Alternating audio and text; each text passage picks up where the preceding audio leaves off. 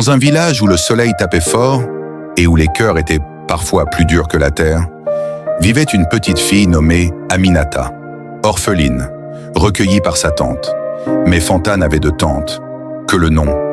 Pour elle, Aminata n'était qu'une ombre, une servante, une bouche de trop.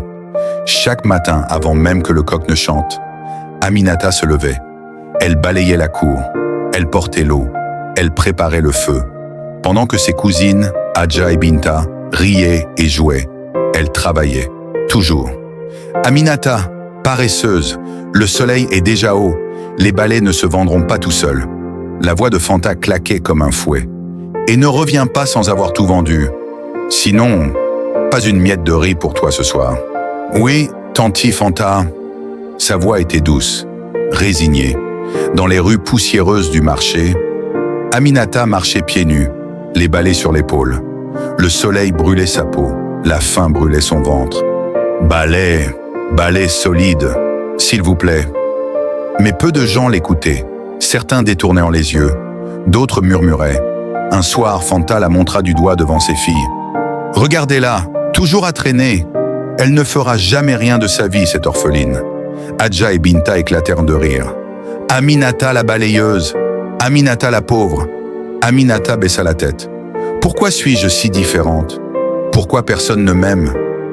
Un après-midi, épuisée, elle s'assit sous un grand manguier. Le soleil était lourd, l'air immobile. C'est alors qu'elle vit une vieille femme, aveugle, tentant de traverser la route. Les passants la bousculaient, personne ne s'arrêtait. Aminata se leva. « Madame, laissez-moi vous aider. » La vieille femme sourit.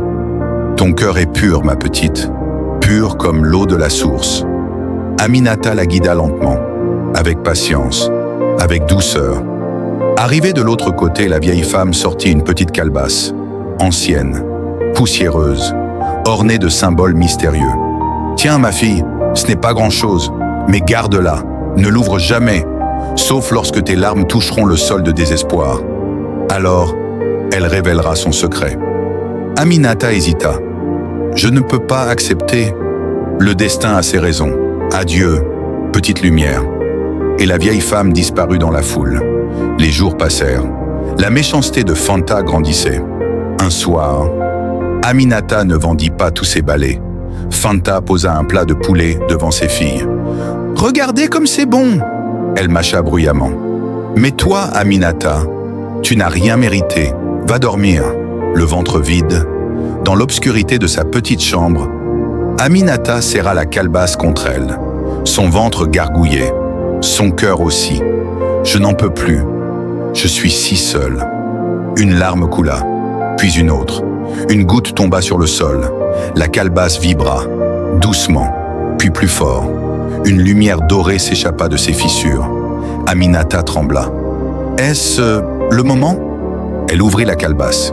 Une lumière chaude envahit la pièce. Elle toucha un vieux pagne posé au sol.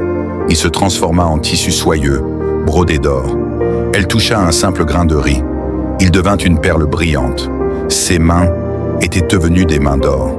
Mais derrière le mur, Adja regardait. Ses yeux brillèrent de jalousie. « Maman, Aminata a une calebasse magique. Tout ce qu'elle touche devient de l'or. » Les yeux de Fanta s'agrandirent. « De l'or? Cette orpheline? Jamais. Cet or est à moi. » La nuit suivante, Fanta entra silencieusement dans la chambre d'Aminata. Elle vola la calebasse. Son sourire était sombre. « Enfin, la richesse est à moi. » Elle posa la calebasse sur sa table et l'ouvrit. Mais la lumière n'était plus dorée. Elle était rouge, inquiétante. Fanta toucha sa robe. Elle se transforma en poussière. Elle toucha la table. Elle s'effondra. Les murs commencèrent à se fissurer. « Non, non, qu'est-ce que c'est que ça ?» Tout ce qu'elle touchait se désintégrait. Car la magie ne répond pas à l'avidité. Elle répond au cœur. Au matin, la maison de Fanta n'était plus qu'un tas de poussière. Les villageois murmuraient. « C'est la justice du destin. La pauvre Aminata. Elle a toujours été gentille. » Fanta et ses filles, couvertes de cendres, n'avaient plus rien. Aminata, elle, n'avait pas cherché la vengeance. Elle prit la calebasse. Elle toucha la terre sèche. Des fleurs jaillirent. Elle toucha une vieille hutte. Elle devint solide et accueillante. Elle toucha un terrain vide. Une école apparut. Elle toucha un sol aride. Un puits d'eau claire surgit. Aminata ne garda rien pour elle. Elle donna. Toujours, encore et encore. Car la vraie richesse n'est pas ce que l'on possède, mais ce que l'on partage. Et ainsi, l'orpheline aux mains d'or devint la lumière du village. Quant à la marâtre sans cœur, elle apprit trop tard que l'or ne vaut rien lorsqu'il est porté par un cœur vide.